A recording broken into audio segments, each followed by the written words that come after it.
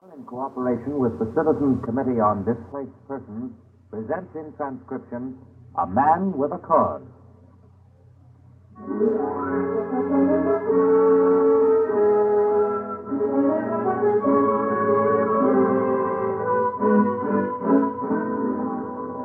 A Man with a Cause, a true story about real people, with Aline McMahon and starring Henry Fonda.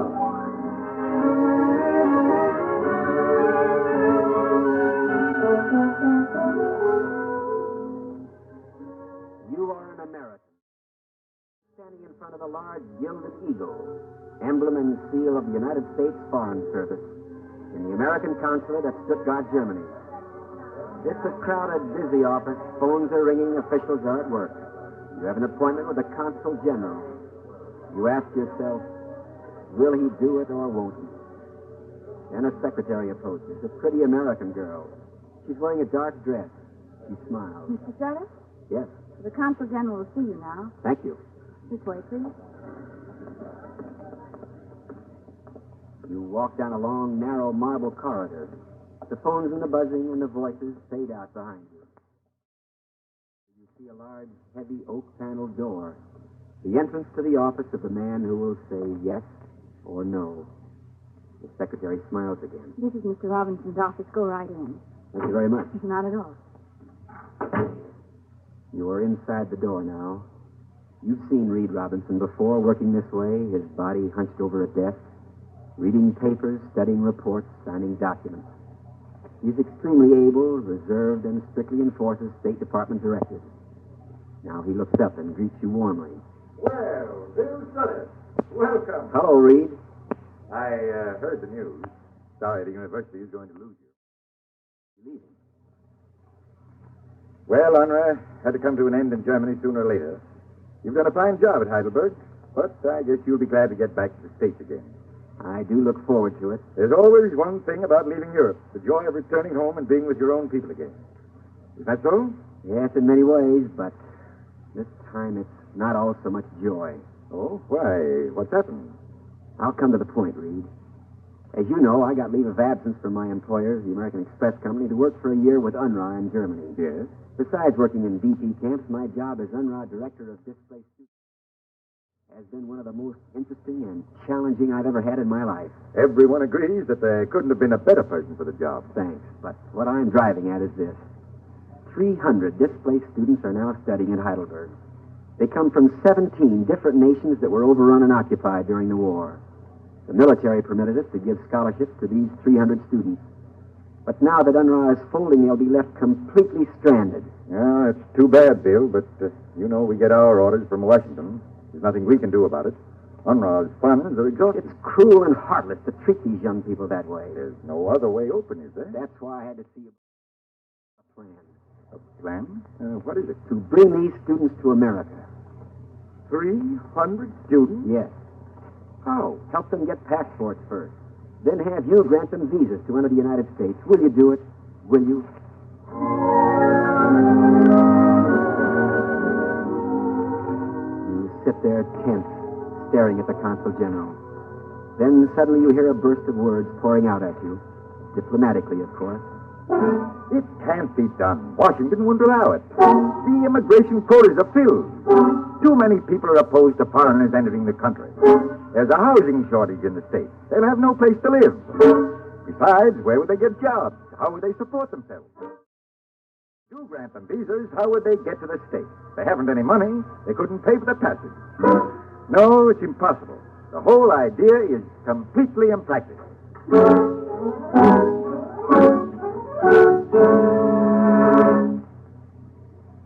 There it is.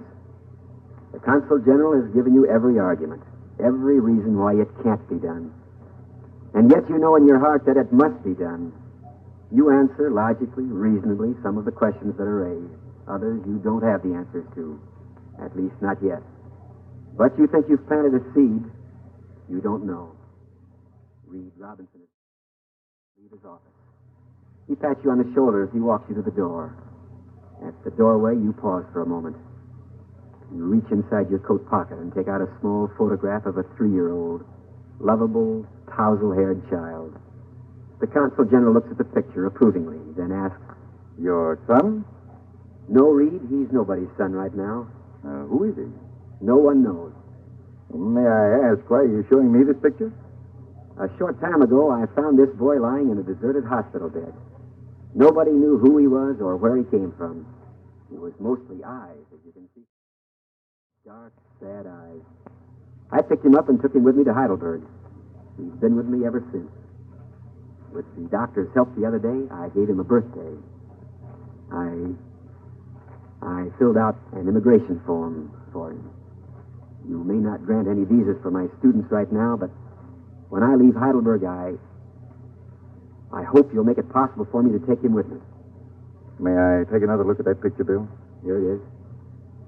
I've given him my name, Reed, and I've had him confirmed in my religion, Protestant.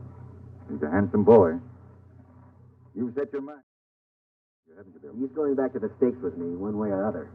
I'm sure of that. I'd just like him to go back legally, that's all.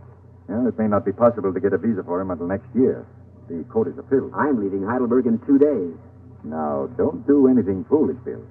You may regret it later on. Don't worry, Reed, I won't. I'm merely taking this boy to the States with me, and I hope you'll help. And goodbye, Bill. And the best of luck to you.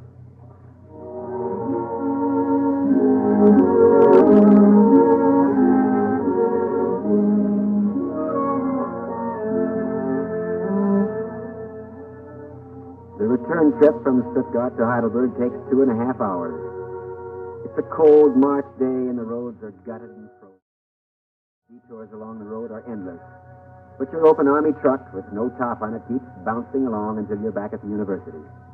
In your office, there's a log burning in the fireplace, and it helps to thaw out the coldness in your body. Hello, Bill. Look at the consul's office this afternoon. It is Ruth Prager who's come in. Ruth Prager, your assistant. A dynamic person with a wonderful understanding of people. She looks 32, but she tells everyone her real age, 49. One thing about Ruth, if she's ever disappointed about anything, she'll never let you know about it. Good heavens, Bill, what in the world happened? You look so dejected. I feel awful, Ruth. Everything is wrong. Hopeless. I wish I had the answer. The answer to what? So why so many Americans are narrow-minded. Narrow-minded? Yes, Ruth, narrow-minded. Well, now, what's eating you, Bill? I just come from the consul's office of Stuttgart. I've heard him say that Americans fear the country will be overrun with foreigners. That if displaced persons are allowed to enter, they'll cause an excess labor market. Why, he practically admitted to me that Americans aren't willing to act like decent Christians towards these people who lived through 5 years of torture and misery in DP camps and concentration camps. Ruth, I refuse to believe it's the American spirit to kick a person when he's down. Well, I'm sure it's not, Bill, but these aren't normal times. Now, we must have patience. Why don't people realize what America stands to gain if we open our doors?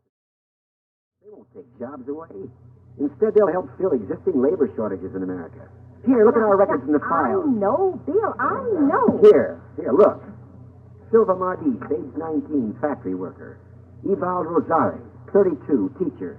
His wife, Yuta, landscaping and horticultural specialist. And all these others, household workers, clerks, construction workers, machinists, language specialists, research workers, farmers, nurses, and babysitters. We have shortages in every one of these jobs in America today. I'm counting on you. Huh? What'd you say? I'm counting on you. The States in 2 or 3 days, I'm counting on you to take a trip to Washington. Talk to some senators and congressmen. How'd you know I was planning to do that? Were you? I certainly was. Good. Oh, that someone's at the door. Come in. Excuse me. Oh, it's all right, Irene. Come in. Excuse me, Mr. Sutherland. Prager. I just finished answering all the questions on the questionnaire you gave me. You answered all the questions? All of them. 103 questions. That's fine, Irene. We'll put it in the file. Mr. Sutter, I know there are lots of waiting lists before me. But if there's a chance, if you get to America and there's a chance that I can come to America, please don't forget me, will you? I won't, Irene. I promise. Oh, thank you, Mr. Sutter. Thank you. That's all right, Eileen. I'm sorry to be crying. No, go ahead and cry. We understand.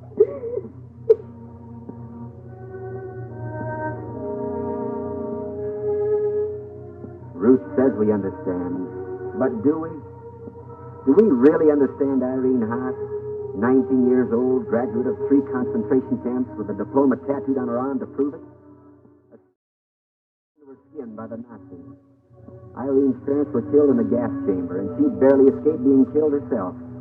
When the American Army of Occupation freed her, she was one of 5,000 students who tried to enter the University of Heidelberg. She was lucky. She won her scholarship, she and 299 others. And now all the help we've given her is over. UNRWA's funds are exhausted. She will be left stranded here, stranded with 299 other displaced students, all of whom want to come to America, and none of whom America wants.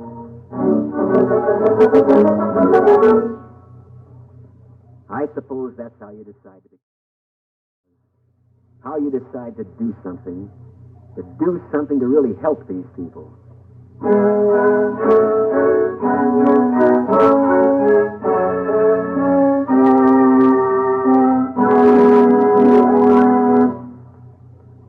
You are listening to the story of A Man with a Cause, with Elaine McMahon as Ruth and starring Henry Fonda in the role of Bill Sutter.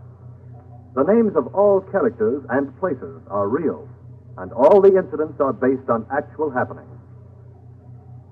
We continue now with Henry Fonda as Bill Sutter in A Man with a Cause.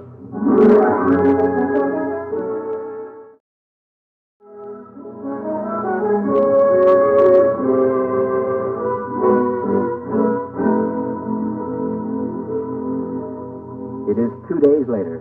Your bags are packed and you are ready to fly back to America. The mail arrives in the morning, but there is no communication from Stuttgart. No envelope with a wing-spread eagle on it. No visa for the 3-year-old boy whom you found in a deserted hospital, whom you adopted and whom you've grown to love as much as your own son. Come on, Peter. Oh, here's Bill. He's in there waiting for you. Peter senses something unusual will happen today. You bet something unusual is happening today. Peter, you're going to fly with me to America. That's right, Peter, America. Seriously, Bill, have you thought of plane? I thought of punching a few holes in a suitcase, putting him in it, and carrying him aboard, but that's no good. Of course not. The customs men would inspect the suitcase. The only other way I can think of is to wrap him up in my raincoat, carry him under my arm. People are allowed to carry their own coats aboard. Say, that might work. If I could only get him into the States, I'm sure they'd let him stay. They wouldn't dare send him back. If they did, I'd go to Congress. I'd do something to make them pass a bill or something. That's the spirit. That's the spirit. We need to get something done in America for these displaced persons. I'm a Southerner, Ruth. Starkville, Mississippi's my hometown. They say it takes a little while for Southerners to get started, but once we start... You don't stop until you get your way. I know. And I know you. Oh, good heavens, you better get started for your plane. It's late. Goodbye, Ruth. Goodbye, Bill. I can't say all the things I want to say to you. You've been a wonderful person to work with and a real inspiration to me. Without you, I... Don't say any more, Bill. I understand. I'll write you every day if necessary. Good. And don't forget about Washington. I won't. Believe me, I won't. Come on, Peter, we're off for America.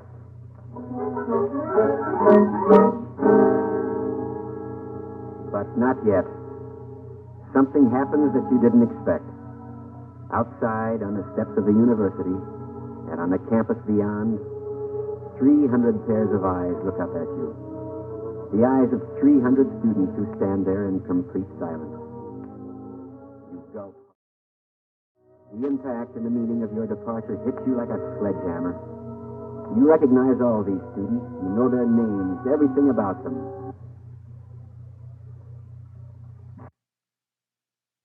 Where they come from, the stories of their suffering, the plight of their wanderings through the rubble and waste and wreckage of war.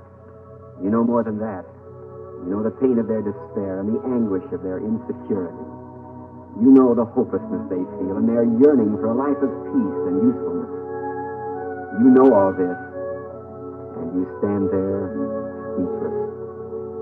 You glance down at tiny Peter at your side, and suddenly he becomes a symbol of the life and the people you're leaving behind. There's no movement, no stirring on the campus. There's only a warm breeze from the east, and the sun stands high in the west. You walk toward the Jeep. You climb in. And Peter, your bag. and your raincoat. Your Jeep starts moving, you wave your hand, and you're gone.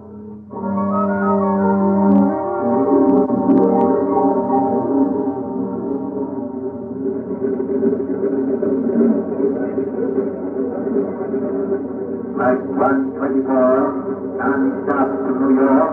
Departure in 10 minutes. Please check your baggage. Have your passports examined at window 3 before boarding the plane. Here, stand behind this wall, Peter, so no one sees us. Now listen very closely. This is important. Nothing must go wrong, so you've got to understand me and do exactly as I tell you. Look at the airplane, look! Yes, I know airplanes, but before I get you on it, you've got to listen to what I tell you. Now, I'm going to bundle you up in my raincoat and carry you under my arm. You're small enough so no one will notice you. That is, if you keep still and don't move and don't make any noise. Do you understand, Peter? Why you put Colin's feet, Uncle Bill? I'm putting my raincoat on you so no one will see you. Understand? You have no passport. You have no visa. You're with me, don't you? Yes, you need a passport to go to America, and you don't have one. Passport? Passport's a small book with your picture in it. Oh, it doesn't matter. You don't have one, so it's not important. That is, it is important, but it doesn't matter. You go on airplane? Yes, if you do exactly as I tell you. Here now. Let me bundle you up in this old raincoat. That's it. Now, don't kick, Peter. Don't kick and don't talk. Just let me carry you and we'll be all right. Okay. Here we go.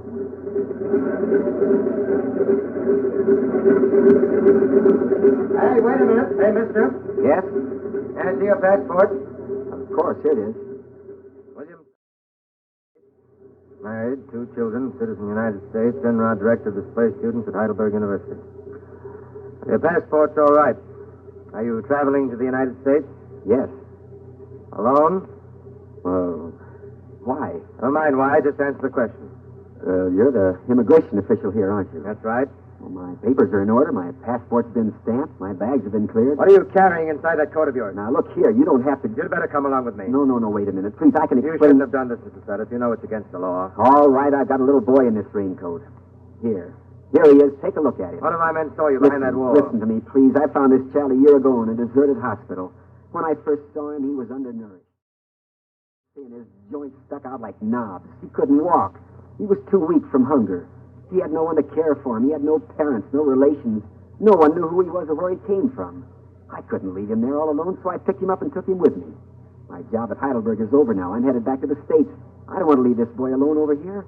If I take him with me, I can give him a chance to grow up decently like my own children. He needs a passport. That may be, but more than that, he needs decent food and love and care and a chance to live the same as every other child.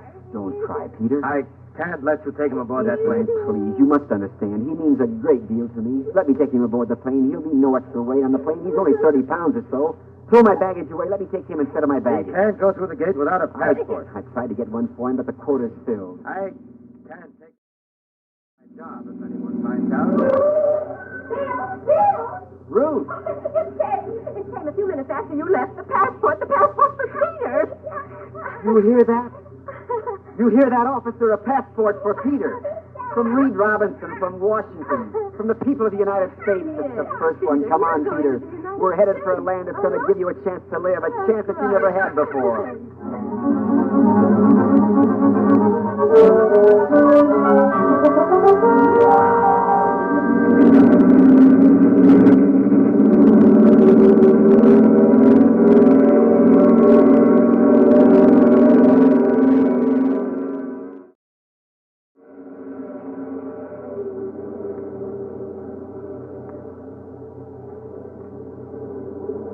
You were aboard a plane that speeds westward, flying high above the clouds and far below the sky.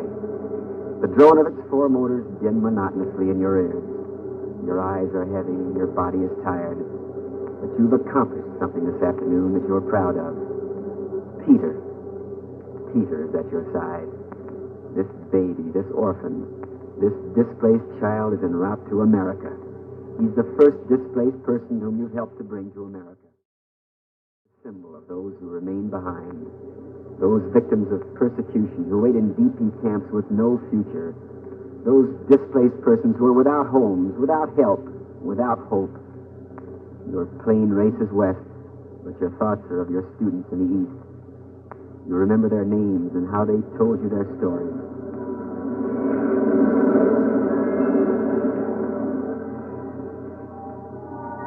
My name is Silva Margist. I am 19 years old. I am an Estonian. The Germans invaded my country in 1944. When they came to my town, they picked me off the street. They forced me into a truck and drove me to the harbor. And they shipped me to southern Germany to work 15 hours a day in an airplane factory. I lived in a horrible slave labor camp, 35 people in one small room. Resistance meant a concentration camp or a bullet. I have no future in Europe anymore. Will America give me a chance? I know I can make a good American citizen if I were only given a chance. Will you help me, Mr. Savage?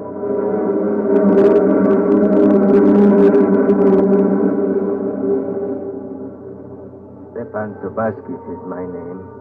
I'm 37, and I'm a Lithuanian. I used to write books for children, and later I worked for the Red Cross. I, my wife, and my child were sent by the Germans to Schwarzwald near Baden-Baden. We were forced to work as slave laborers in a small parts factory. The factory and the railroads and the whole town were bombed by the Americans, and all of us were glad. Mr. Sutter, we would like to go to America. I could work in a factory or on a farm or any place to support my family. Could you help us? Please.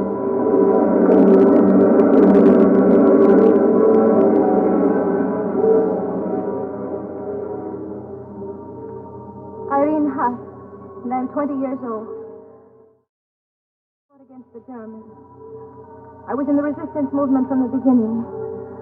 I was captured twice, but I escaped only once. The second time they put my father, my mother, and me into a concentration camp. They murdered my father and mother in a gas chamber. They almost murdered me. I want to study bacteriology and be a chemist in America. I can speak English, I can type, and I can translate many foreign languages.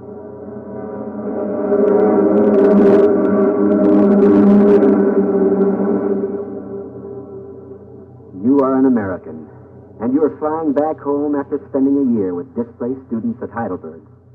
You know the stories of 300, and they are only a handful compared to the million displaced persons who are living in Europe, all of whom seek a new life in a new land. You think of America and what it can do when it makes up its mind. You think how Americans can manufacture 1 million planes, build 100,000 ships, and transport and supply 12 million soldiers on 5 continents in time of war. An overpowering task. You think of UNRWA, America's great humanitarian effort, which sent millions of tons of food and thousands of carloads of clothing to war-torn areas in time of peace. You think of all these tremendous accomplishments. Because America has not yet faced up to the simple problem of helping those people who have the greatest need to be helped, displaced persons.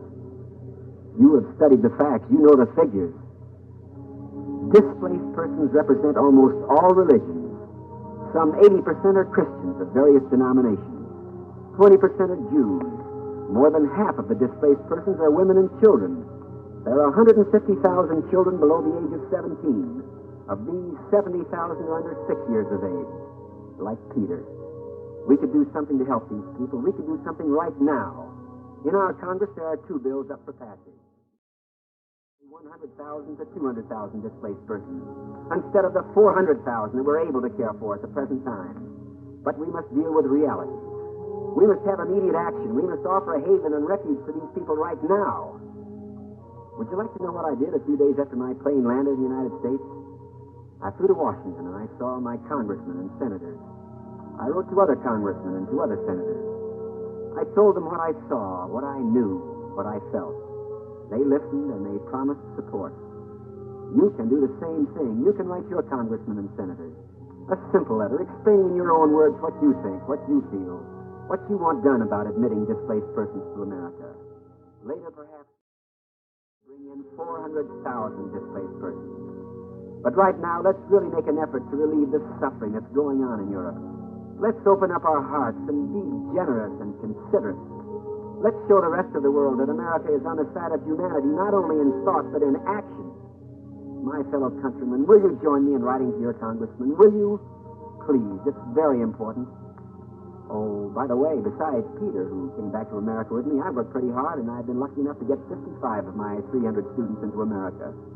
Everyone who's met them says, no question about it, they'll make fine Americans. Now my goal is to... And then 400,000 more.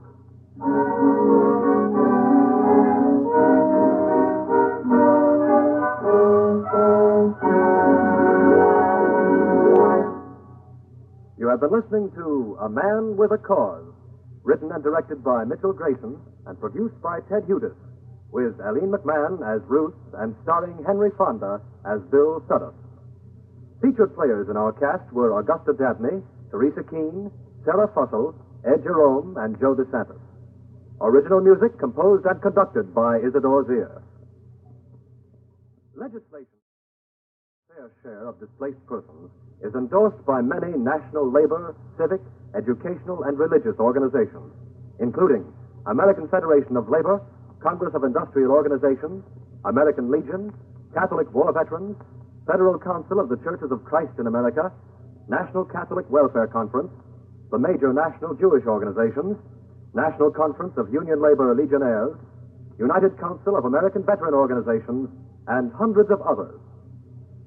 This program was presented under the auspices of the Citizens Committee on Displaced Persons, whose board of directors include Major General William J. Donovan, James A. Farley, Miss Virginia Gildersleeve, Herbert H. Lehman, Philip Murray, Mrs. Franklin D. Roosevelt, Edward R. Stettinius, Charles P. Taft, Barry Bingham, and Earl G. Harrison, Chairman.